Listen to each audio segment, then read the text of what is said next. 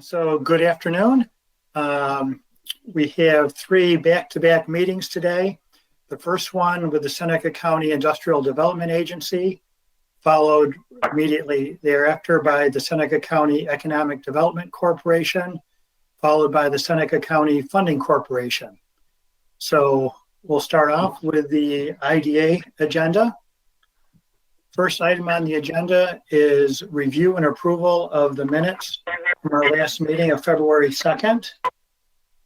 Does anyone have any corrections or additions to the minutes? If not, can I have a motion to approve? So moved, Tom. Second. Tom Murray. Second. Okay. All in favor? Aye. Aye. Aye. Anyone opposed? No, motion carried.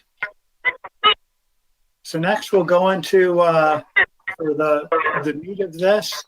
As you know, our typical beginning of the month meeting in March was delayed to the end of March to give us the opportunity to review the various audits and the reports required by the New York Authorities Office. So we can start in with the review of the IDA annual audit, the single audit that's required due to federal funding and the management letter. So Sarah, if you can kick this off. Sure, Steve. So the auditors came in the first week of February and had everything they needed to complete the audit. Our audit committees met just a few weeks ago and are recommending approval of the IDA audit and the single audit. Just to start off, both audits were clean. There were no material weaknesses found and no significant deficiencies found in either of these audits. So there's not a response to the management letter is not necessary this year. So just some items that are noteworthy. Our total net position in 2020 compared to 2019 was down by about $70,000, mostly due to appreciation and the sale of some assets, primarily the lots out at the industrial park that were sold early in 2020 to Finger Lakes Agronomics.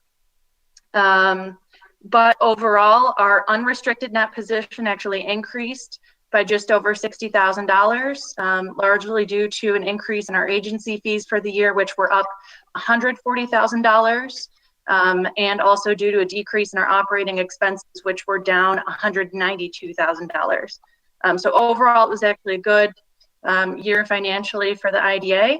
And then in terms of our RLF, the net position there increased by about $10,000.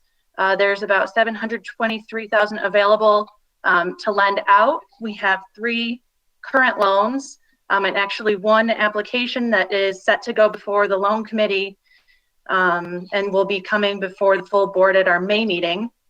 And then we also have a potential to discuss defederalizing our loan program, which would mean that we would not need to do single audits in the future. That's something that we'll plan to discuss in further detail in May. So that's what I have on the audit. I don't know if Bob Kernan has anything that he would like to add in addition. Oh, yes. Let me just mention, too, that not only do we receive a clean opinion on the audit, but no significant issues mentioned as far as the management letter is concerned. During the audit committee meeting last week, one question I did ask was, were any material adjustments made to the audit from our ending December 31st numbers, and there was nothing of any significance that required adjustments. That concludes my brief statement.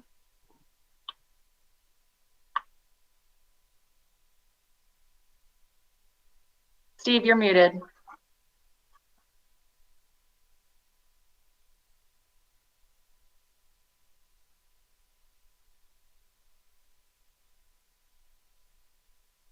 Try that one again.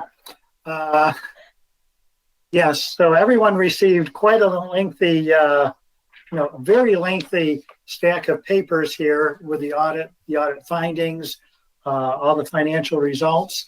Does anyone have any questions on those results or anything else associated with the audit or the audit findings? Hearing none, first I'd just like to thank the staff between Sarah, Pat, and Kelly did their usual fantastic job, and Bob too, with getting the audit prepared. So with that, can I have a motion to approve the annual audit, the single audit, and the management letter? Steve has the motion. Okay, Menzo made the motion. Steve Wadham seconded. So Kelly, roll. Mr. Brusso, Yes. Mr. Case, Yes. Mr. Keim, Yes. Mr. Bruce Murray, Yes. Mr. Tom Murray, Yes. Mr. Trout, Yeah. Mr. Wadhams, Yes. Mr. Shipley, absent, motion carried. Item is the review of the IDA long-term forecast. This is done every year with sort of a looking against known revenues and typical average revenues. So Sarah, if you could review this. Sure. So as Steve mentioned, we review this twice a year, once in the spring with the audit and then once again in the fall. So what you have in your packet is our spring long-term forecast. The first one I'll review is sort of our worst case, which is our known revenues against budgeted expenses. So as you can see, and we'll just go over the major highlights again here. We had cash on hand as of the first of this year of about 1.9 million. Based on our budget, we predict at the end of the year, our operating cash available to be about 1.8. And then as you can see that decreases in our worst case scenario over the years with significant drop-offs starting around 2023 and then eventually putting us in a negative cash position by 2027. Again, provided that we have no revenue other than what has already been budgeted and predicted for. The second scenario, which you'll see, forecast about $400,000 income each year. And this is roughly an average based on past year's performances, and this is a standard that we've used for quite some time. Again, we still have a problem of decreasing cash on hand, but remain in a positive cash position well beyond 2027. So, we've talked about this at length, but obviously this is something to keep an eye on and something we have to take into consideration when we consider the financial health of the agency is how do we turn this from a downward slope into, at least a stable line so we can continue to serve the community for many years to come. So something that we're working on actively, and hopefully with some of the projects in the mix, we'll be on track to have a strong 2021. Are there any questions? Nope. We've been through it. Well, thank you, Sarah. Next one is the approval of the ABO measurement report, which you received in your briefing memo, a very lengthy report. So Kelly, if you would like to review this for us. Sure. So this is a part of our ABO Paris reporting, and the board must annually review our mission statement and measurement report, which is based on our previous fiscal year. Our self-evaluation of our performance in calendar year 2020 is as follows. The Seneca County IDA supported 25 active projects, which have leveraged $551,800,000 $87,617 of private investment. These projects retained 2,202 full-time equivalent jobs and 3 full-time equivalent construction jobs, of which 844 and 300 were created as a result of public support leveraging private investment. It's also noted that job creation is significantly understated due to the employment leasing by some employers and the inability to accurately track the number of jobs at the Waterloo Outlet Mall. On the second page, there's a certification that needs to be approved by the full board. It consists of 5 questions, of which staff has provided the answers for your review, and we will just need a motion to approve the report as well as the answers provided in the certification.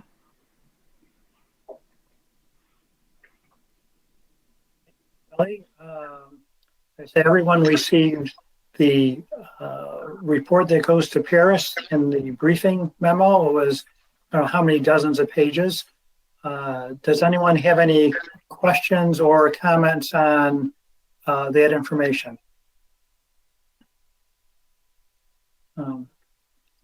Hearing none, then can I have a motion to approve the ABO measurement report? So moved, Tom. Second is Menzel. Okay. Yeah, Kelly, could you do a roll call on this? Sure. Mr. Brusso, Yes. Mr. Case, Yes. Mr. Klein, Yes. Mr. Bruce Murray, Yes. Mr. Tom Murray, Yes. Mr. Trout, Yes. Mr. Wadham, Yes. Mr. Shipley, absent, motion carries. Next on the agenda, actually there's 4 of these. As you know, when we do grant incentives, we do have sales tax exemptions that are good for a certain period of time. And due to the pandemic, business has not been able to finish projects on time. So Sarah, if you could review these 4, and then we can vote to approve these. Sure, Steve. So the 4 companies that have come to us looking for extensions of their sales tax exemption are Waterloo Container, Finger Lakes Equipment Rental, Waterloo Downtown Properties, and Deep Dairy. All pretty much, similar reasons. The pandemic has either forced them to, delay expansion plans or has caused supply chain delays in delivery of equipment. So they are all requesting extensions of their exemptions. Quite a few are close to using them entirely, and then some are still earlier on in the project. Are there any questions about these requests? No, other than all of them are pretty much the same thing, except the last one, the Deep Dairy, had utilized the least amount of it, but also didn't give a comment that it was due to COVID. So, I mean, the rest of them are all the same. And so I just was wondering, is that really the same or not? It is the same. We're waiting. Everything has to get approved through their corporate management in New Jersey. So it's taking them a little bit longer to pass a corporate approved letter. But it's been conveyed to us in phone conversations that due to COVID, they've had to delay their expansion plans. Okay. All right. I mean, there really isn't any difference in any of them then, other than the least amount of utilization by them. But I guess I don't have any issue with it. Frankly, I would put a motion forth that we approve all 4 of them under the same conditions, if that's agreeable with everybody. I would second that motion. I would second that. Okay, so we have a motion to approve all 4 as a group and a second. So Kelly, for roll call? Mr. Russo, Yes. Mr. Case, Yes.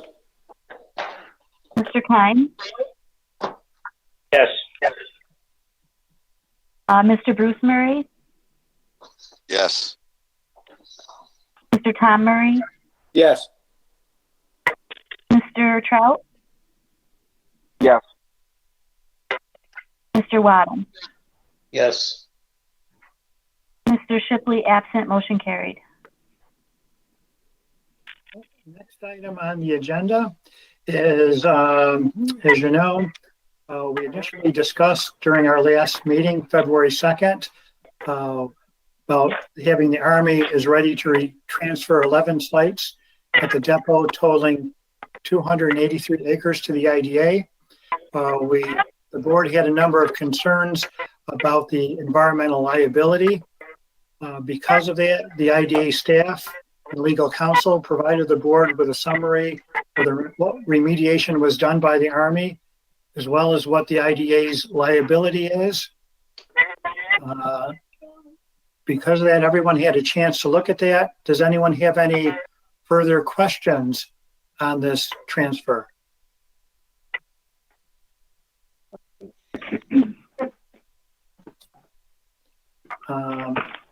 Hearing none, and again, want to thank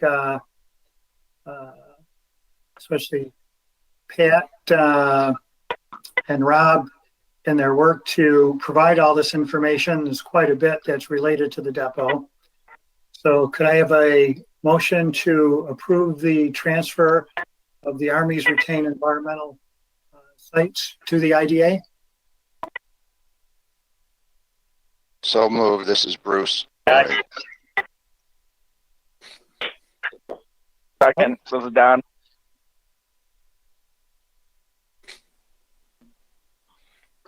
Roll call? Mr. Russo, Yes. Mr. Case, Yes. Mr. Kime, Yes. Mr. Bruce Murray, Yes. Mr. Tom Murray, Yes. Mr. Trout, Yes. Mr. Wadham,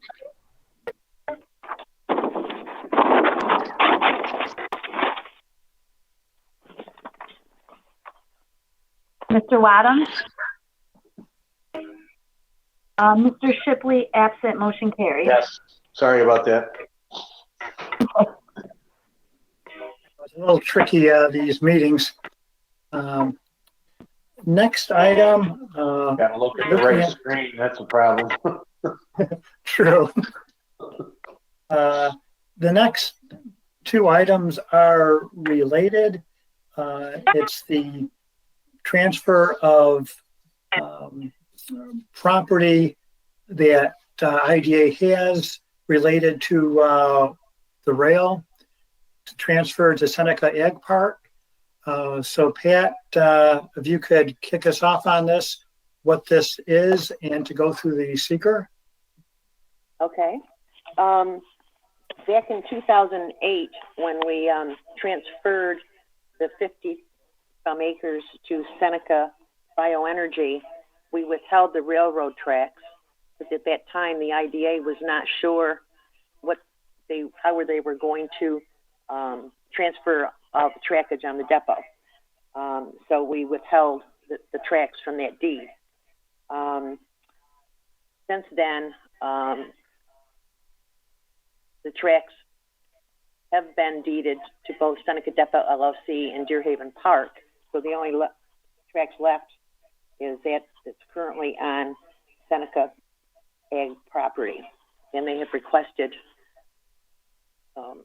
that they have control of them for their business. So the first thing we need to do is the seeker review. You received the part 1 and part 2 of the short EAF in your packets.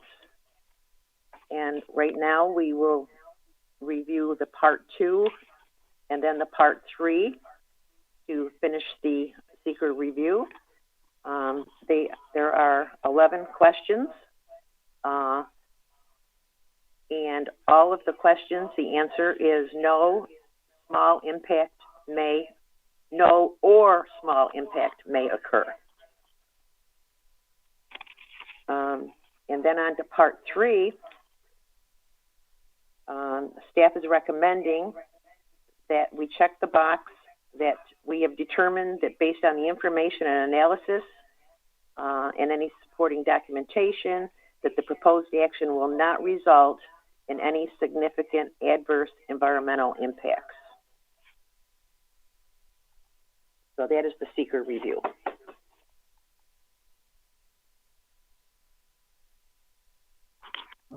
Any questions for Pat on this project or the transfer or the seeker? My question is there anyone objecting to this?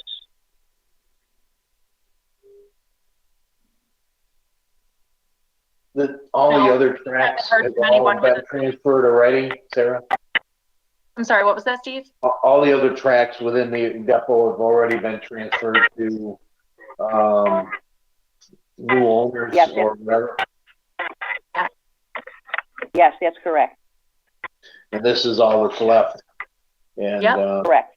in the past, these were all under lease, correct? What was the question? Pat, these in the past, these were all under a lease, correct? Of some type?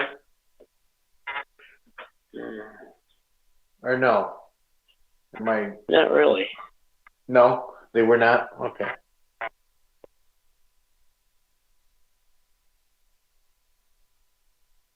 I'm trying to remember. We've talked about this in past years, and I can't remember. We've had to renew something on an annual basis in the past before we started transferring, before the sale of the depot. I guess I'm trying to remember what exactly we used to do with this. There used to be a lease for space for Finger Lakes Rail. They had rail cars that they were storing at the depot. Oh, that might be it. That could be what you're remembering. This is separate. Okay. All right. All right. That is correct. Yeah. That is correct. Okay. There are questions or comments on this? So the first Yeah, item. Steve, Yes. excuse me, this is Tom. Can you hear me or not? Yeah. Yep. Okay, I just wanted to, and I asked the question, I just didn't hear an answer. There isn't anyone objecting to this, and I don't quite recall exactly how the tracks lay out, but the company that used to be up there that repaired and fixed rail cars and things like that, there isn't anybody that this impacts or that's objecting to this transfer that I don't know about or we don't know about? That's correct. Okay. All right, I just want to make sure that I'm not sure how those people get to their place or if they're even operating anymore. So, okay, that was my question. They did not use this portion of the track when Anderson was there. Okay, thanks.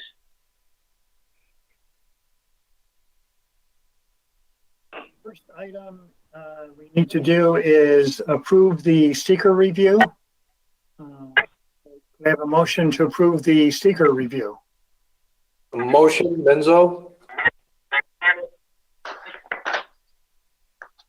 Second, Tom Murray. Okay, Kelly?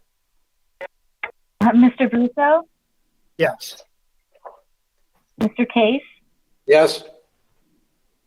Mr. Keim, Yes. Mr. Bruce Murray, Yes. Mr. Tom Murray, Yes. Mr. Stout, Yes. Mr. Wadhams, Yes. Mr. Shipley, absent, motion carried. Second part of this, in your packet, there's a resolution to approve the actual transfer now that the seekers have been approved. Any further questions on this? If not, I need a motion to approve the resolution for the transfer. I'll make a motion. This is Steve.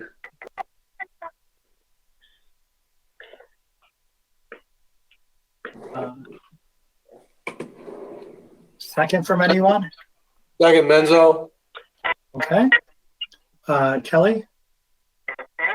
Mr. Brusso, Yes. Mr. Case, Yes. Mr. Kime, Yes. Mr. Bruce Murray, Yes. Mr. Tom Murray, Yes. Mr. Trout, Yes. Mr. Wadham, Yes. Mr. Shipley, absent, motion carried. Next item on the agenda, as you know, the veterans on the board, it's an item that we go and approve every year, but especially for the new members. Sarah, if you could just review the request for funding for FAME. Sure. So this item is a proposed renewal of our membership fees to FAME, which is the Finger Lakes Advanced Manufacturers Enterprise. We pay $975 a year in membership fees. And then we're also proposing a renewal of the $4,500 for Finger Lakes Works with Their Hands. And I'm sure that, you know, Pat and Kelly can add more to the discussion on that. Obviously, last year, Finger Lakes Works with Their Hands didn't happen because of COVID. Kelly, were you able to get an update on the status of that program this year?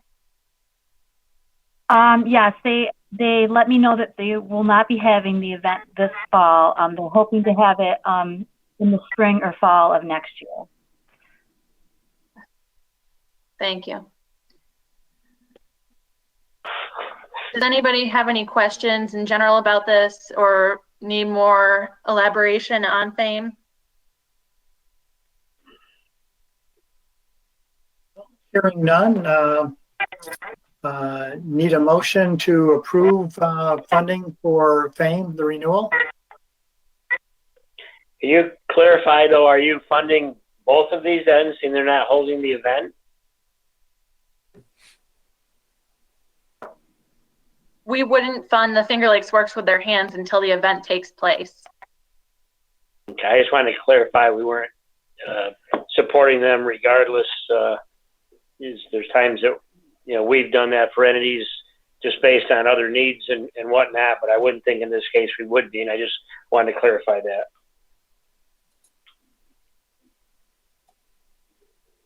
This is just for the standard FAME renewal, and yeah, it appears that we won't be funding anything for the Works with Their Hands for calendar 2021.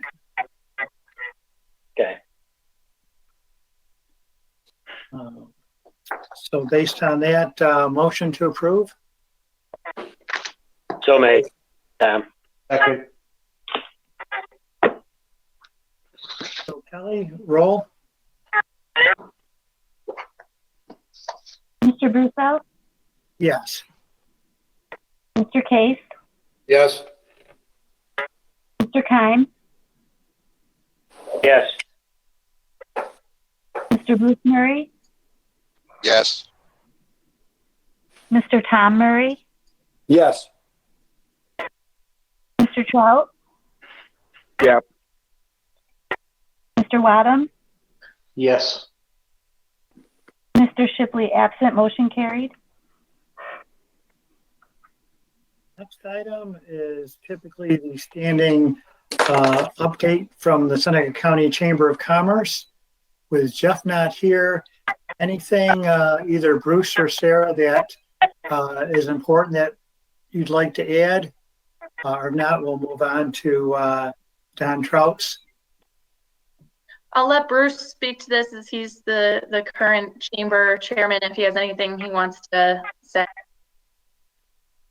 So 2 items. I would just let everyone know that Jeff Shipley continues to chair a weekly one Seneca meeting, which Sarah attends on behalf of the IDA. Others on this call also attend that meeting. I think the chamber's taking the lead, but I'd also say that Jeff is handling this not as a chamber initiative so much as an effort to restart what at one time was a collaborative effort related to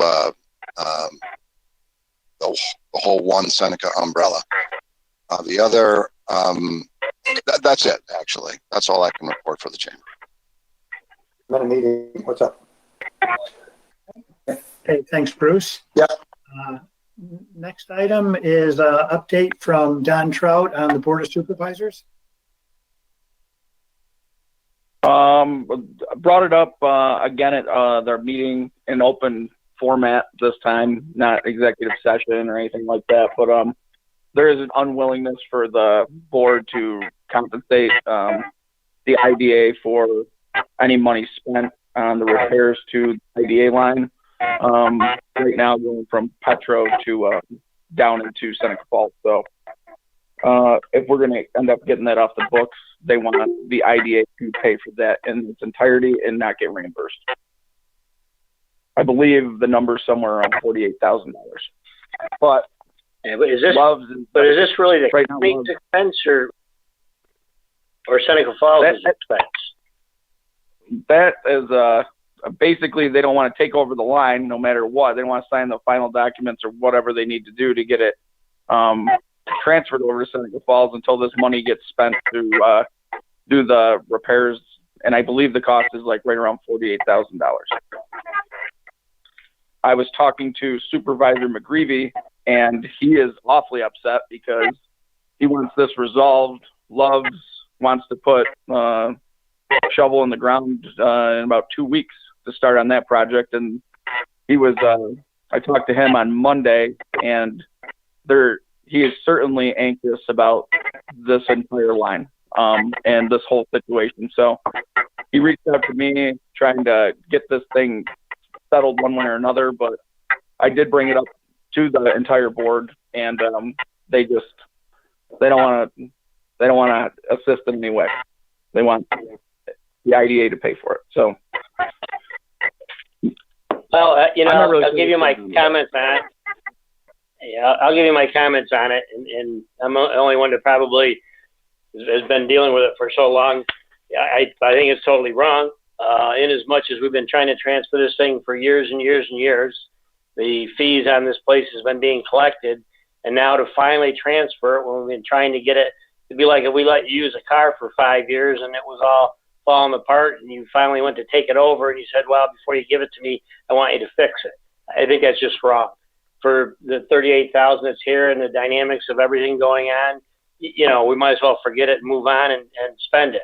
I think it's just wrong. But I guess so be it. I definitely agree that it's wrong because they have been getting the money in the fees, and it's not that hard to, over the course of 5 or 10 years to pay the IDA back, even with the new fees on the line. It seems pretty simple. I'm not really sure what is going on there. Yeah, and we've been trying to get this transferred, begging, pushing, doing everything we can to get this transfer for years and years and years. And now they'll finally take it if we fix it. We were in here with a PIF to do it. We helped finance it for the town, county, and the projects. This wasn't anything we made money on. We were just trying to accommodate things and been pushing to try to get it done. And it seems like we're being penalized. So again, it's probably not something worth having a big blow up over. I just think it's wrong. I agree. Yeah, this is Steve. I agree, Tom. I think I've only been on the IDA board about 11 years now, but I think almost the entire 11 years it's been, any month now, any year now. But the towns haven't been willing to do it. And now I guess it's going to the county, but the county doesn't want to take it until it's fixed. And it could be at this point, as I half joked with Sarah a couple of days ago, it's by the time we get this resolved, we'll be putting in another sewer line for more expansion. So I guess it's something that we'll be discussing and addressing during our next meeting. Yeah, and if there is another sewer line going in, we'll have to take a harder look at how that gets addressed. And I would say if we're going to do this and we're going to spend the money, I would say we need to put a deadline on when that needs to be done by. So we're not, again, talking about this 2 years later and pay for more repairs and maintenance. So, Sarah, I'd look, I don't know what that time frame is for what the repairs and maintenance are, what time frame that will take, but I guess I would look to you as we do this, that to have some reasonable time frame as to what this is going to be and some agreement on that, that's going to happen. Of course, Tom. I actually plan on putting together some information for you all over the next couple of days about this issue, and then obviously reconnecting with the county and see if we can come to terms, determine that we will not be discussing this next year. It will be a done deal by then. As long as we're all doing our jobs properly and trying to really work together earnestly to get this done, I think we can make it happen. So, don't give up hope yet. Okay. Maybe there should be a clause, anything going forward, that we get back what we got screwed out of. Yep. Yeah, I think unfortunately, when you make the agreements initially, you have a certain expectation that isn't necessarily written into any agreement or any contract. Having been burned a couple times on this, I think it's just something that we have to pursue more in the future, that things will not revert back to us, that we need this really more as a legal document. Yep. This is Tom Murray. I have a question for Don. Was this a complete vote by the entire Board of Supervisors to have the IDA fund this completely, or was this a directive from just certain members of the committee? No, this was a vote by the full board, and I was actually on vacation a couple months ago, and this was the one meeting that they voted on it when I wasn't there. And prior to that, there was a willingness to repay the IDA, and then I don't know what happened, but all of a sudden now they're just we don't want to pay for any of it, And I'd say in January they were willing to repay out of the district over the course of so many years, and then 2 months later the whole board voted and they don't want to reimburse anything. So it is a full board.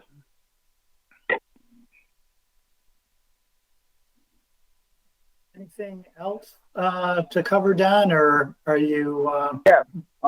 The committee for appointing new members is going to make the recommendation at the full board to Sue Terencione, I believe her name is, make that recommendation and to vote on at the full board at April 13th meeting.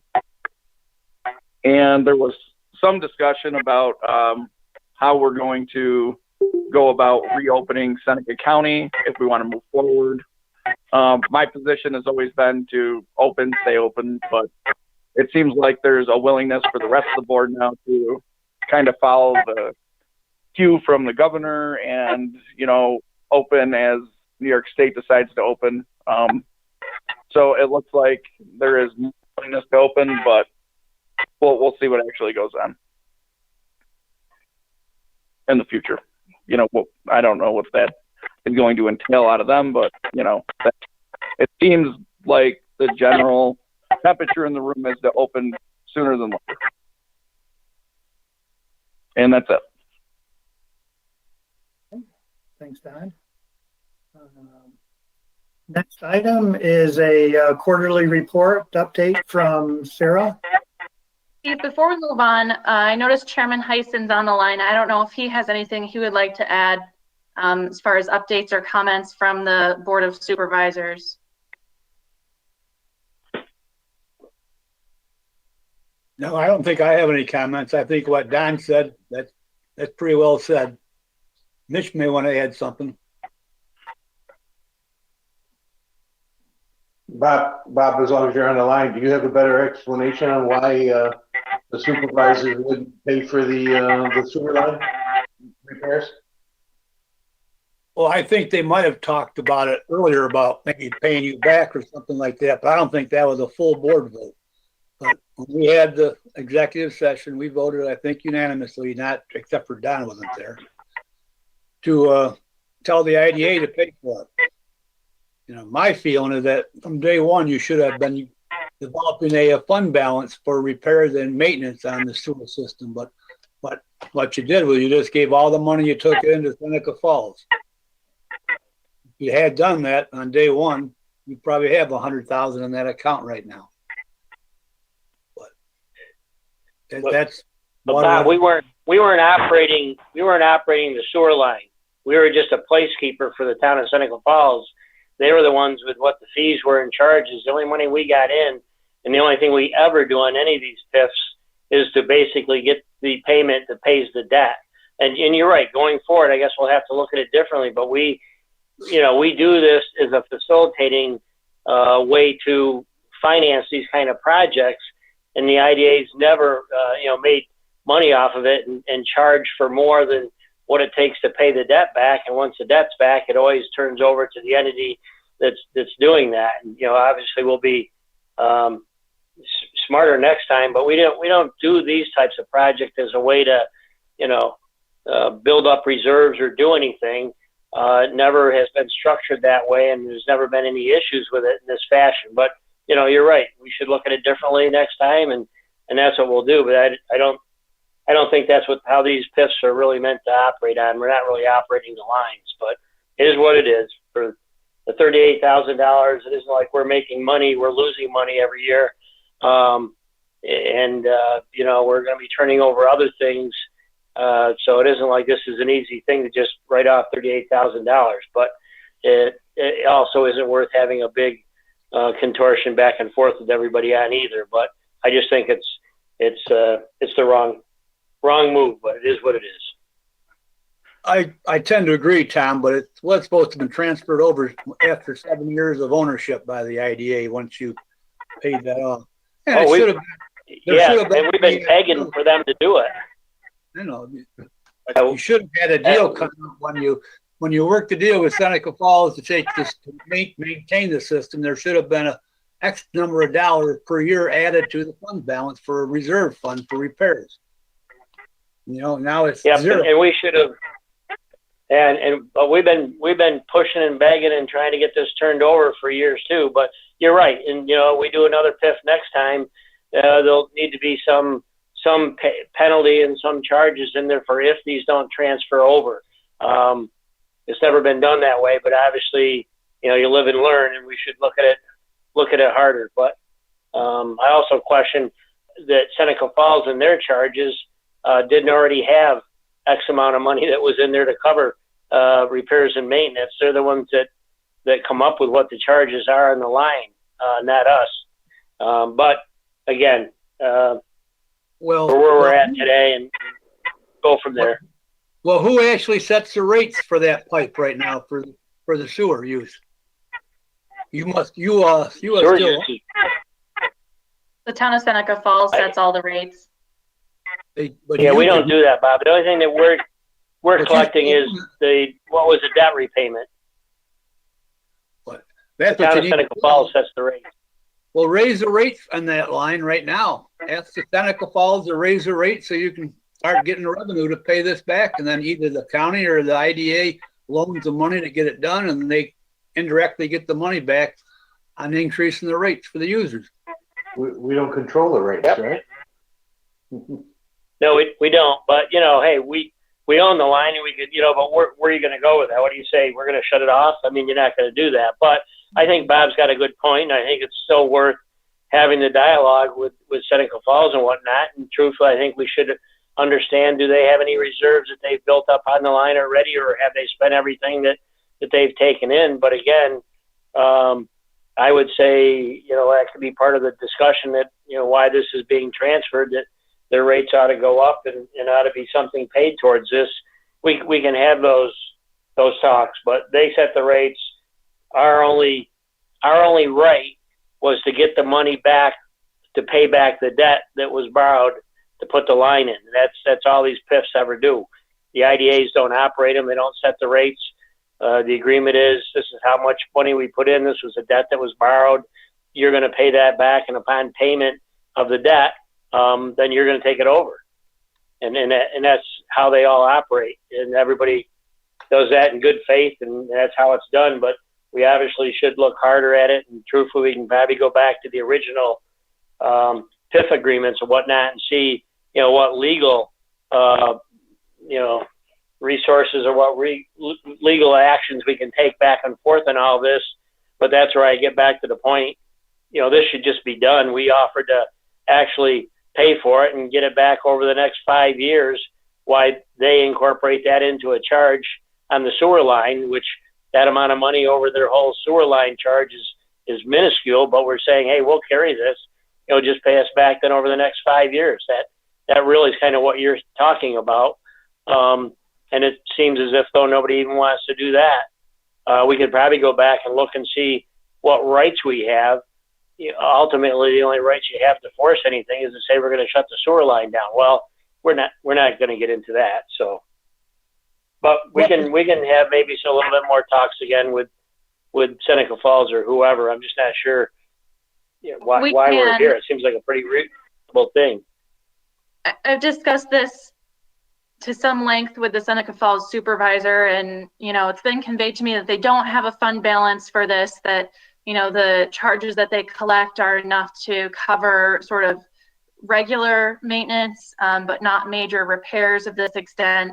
And we've dug through a lot of the old agreements around this sewer line, and they're a disaster, to be perfectly frank, and that's why we're in this position.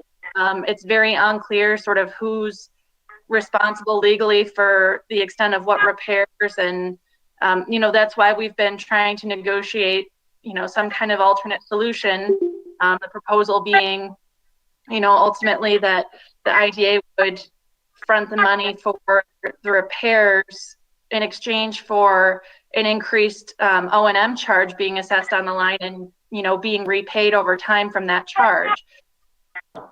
So these are obviously things we need to continue to figure out with the county. And like I said, we'll be having this discussion more, over the near future as we put together some more information on what maybe the different options really are, and then get everybody back to the table. Is the 38,000 firm? Is it what, Steve?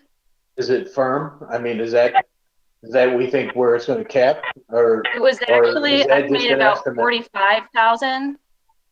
So the estimate we got from Hunt Engineers in their report was about 45,000 in repairs. And I mean, that's an estimate. You'd have to actually get someone, to come out and bid to do the work to see what it would actually cost. So that does add some level of complexity to this. Like I said, we'll be discussing more of the specifics of what options we may or may not have over the next week or two. I'm going to put together some information for you all, and hopefully we can have a more thorough discussion. I think we should, because that's an estimate. Hell, we got a contractor on the line. Hasten's on the line. You know what these contractors do after they get the job. We haven't even bid that out yet. Bob, no comments back? We haven't even bid All that right, out. now we're really. All right. All right, well, Stir the pot up, Time Steve. to move on. Yeah, it's let's move time to on. We move all know on. this is a discussion for another day. In better news, Bob must be he even muted his mic. wanted to share with you all an update, sort of an end of the first quarter update. And, we had outlined in January some of our, what I would call our priority projects and items of improvement that we had identified for the year. And we will be providing additional details on those at the end of the second quarter. A lot of them are in progress and really don't have anything substantial that you guys aren't aware of already to update you on. But in terms of the goals that we set for 50 business retention and expansion visits and 6 attraction or expansion projects, we've made measurable progress. So to date, we have done 13 BRNE visits, which is over a quarter of the way to our goal. So we're right on track to meet or exceed that at the end of the year.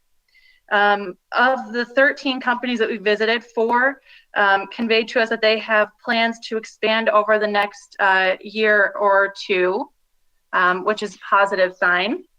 And then in terms of our attraction and expansion projects, we have 18 projects in our pipeline currently. So actually one more than when even we sent out the briefing memo to you all. And that's actually up 3 potential projects from when we last gave a report in January. As I mentioned earlier, one is a loan application that's going to the loan committee and will be coming before you for consideration at our May meeting. And then we actually also anticipate a pilot application coming to the board for review by our May meeting. So, positive overall, looking like 2 out of 6 projects are starting to move forward. So we're about a third of the way there. And then again, a quarter of the way to our BRNE goal. Does anyone have any questions on that?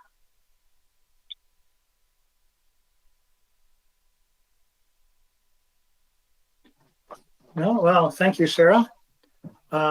Is there any other business before the board today?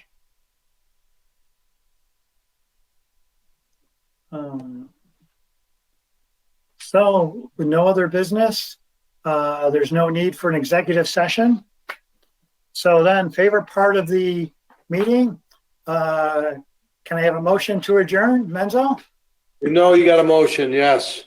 Okay, second? I'll second.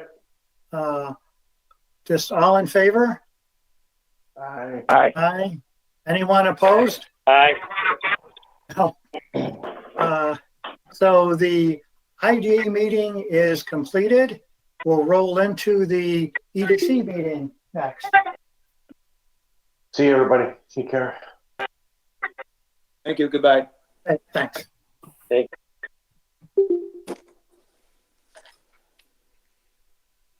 So, Tom, it looks like it's just you and I.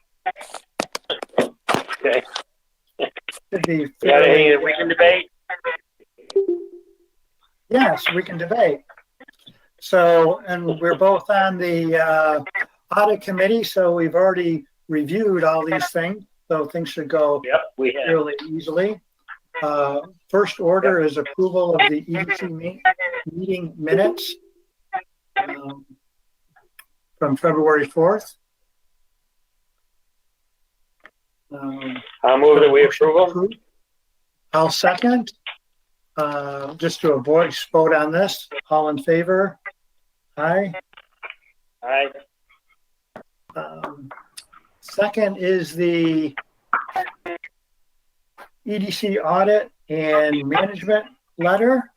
We'll do the same as we did before. If Sarah can provide a brief overview of the audit management letter.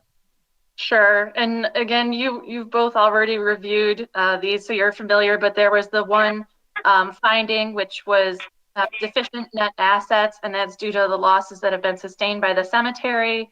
And it was noted that that'll be corrected upon transfer of the cemetery operations to the county at the end of June. The total loss estimated being about $841,000 to this point, leaving the EDC with about $236,000 in net assets.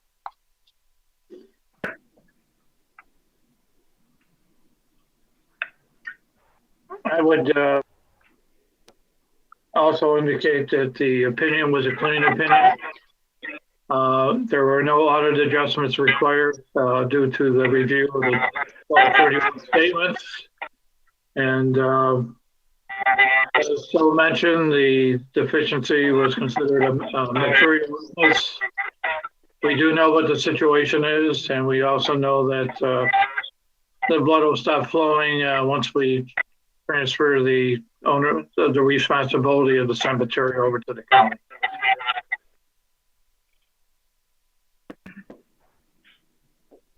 And I think hopefully that'll go much smoother than the sewer line did. They're going to find that it's an expensive operation. Someone has to pay for that. Yeah, So. Yeah.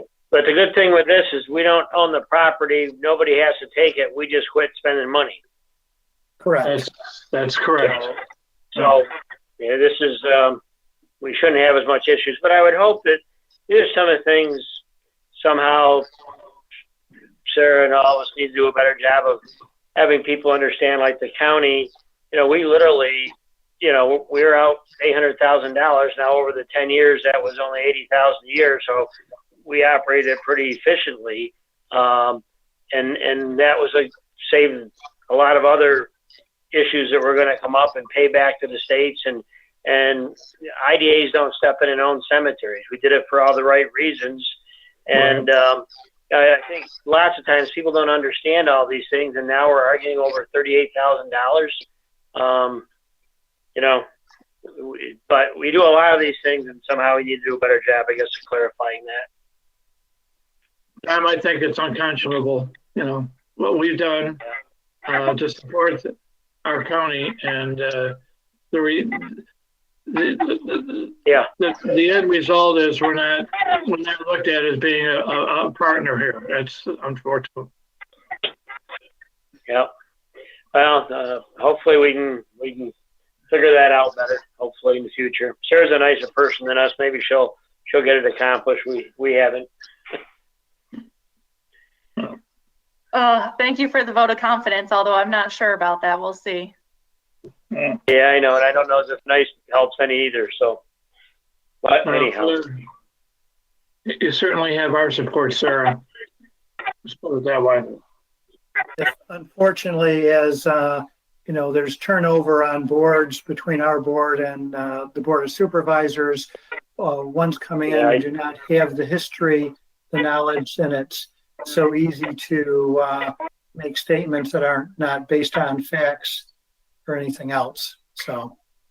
Yeah, and even if Dan or somebody else was there, they could have given a little bit more input. I think people see it like we messed up here. We should have been charging fees that we didn't even have a structure to do that. And there's nobody there able to give that information. As you say, Steve, this thing was set up so long ago. I mean, I wasn't here when it was set up, but we need to do a better job of having people understand some of these things, I guess. I don't think people that really got all the facts would take the position that they did. And I doubt probably many people understand or appreciate that we've got $800,000 in one way, fashion, or another we covered, but we had $800,000 that we spent here on with this cemetery, which I think is a good thing. Yep. All right. So with that said, if there's no further questions, have a motion to approve the EDC audit and management letter. So made. I'll second. Guess we'll do a quick roll. Tom? Yep.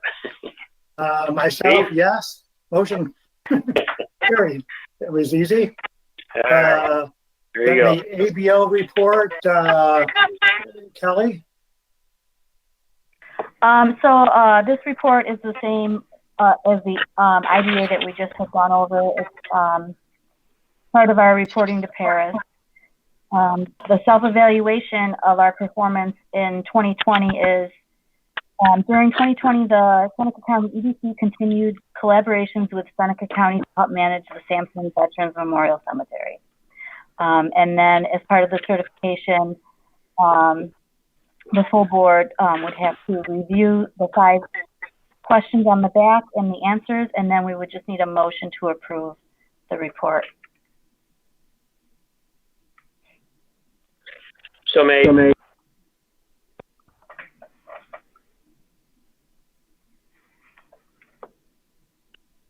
Oh, Steve, you're muted. That's good. Yeah, because my phone just rang, so I just shut it off. So what did I miss in this last few seconds? Han made the motion. We just need a second.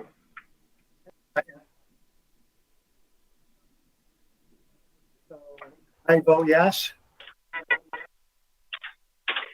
And I'll vote yes. Motion carried. Okay, motion carried. And yeah, Sarah, we have a long-term forecast on the EDC. Yep. So cash on hand as the beginning of the year was about 236,000. Budgeted for 2021. So by the time we get to the end of the year, after the cemetery transfer, we estimate 170,000 in cash on hand. And then from there on out for the next few years, really there is no predictable revenue. And obviously this is something, again, that we need to discuss, the future of the EDC beyond operating the cemetery. The only real change that you'll see in the projected financials are, yearly professional fees, mostly related to audit and other expenses.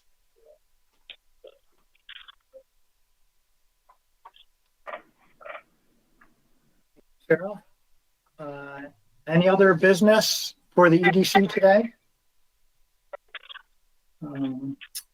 If not, no need for an executive session. So Tom, have a motion to adjourn. Motion to adjourn. So made. I'll second. All in favor? Aye. Aye. So the EDC meeting is adjourned. So the last meeting on the agenda is the Seneca County Funding Corp. And I don't think I'm on that one. So No, it'd be Bob Kernan and myself. Right. So Approving the minutes of the December 3rd meeting, I would so move. I'll second. That's a voice vote. Vote aye. Aye.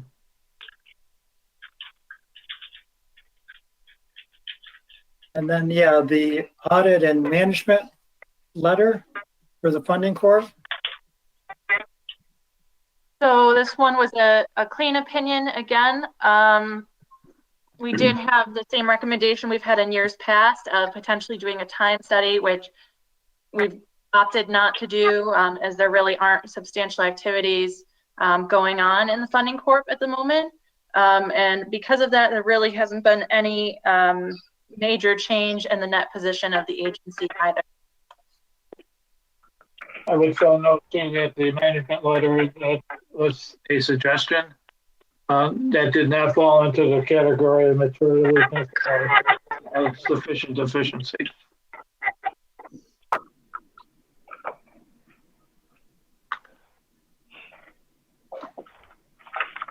So then, I'd like to have a motion to approve the audit and management letter.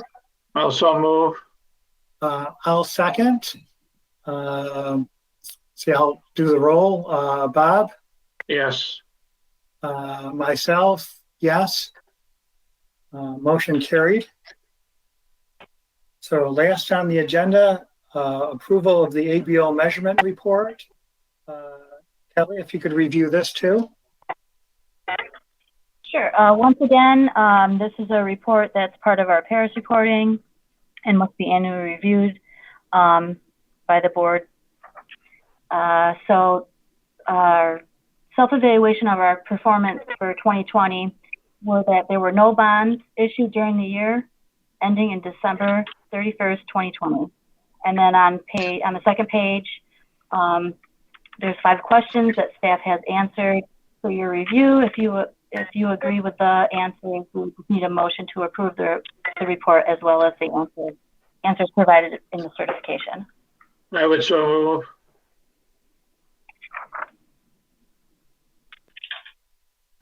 I'll second that. Voice vote, Aye. Steve, aye. Motion carried. I believe there's no other business nor a need for an executive session. So with that said, need a motion to adjourn. So move. I'll second. All in favor? Aye. Aye. So we're adjourned.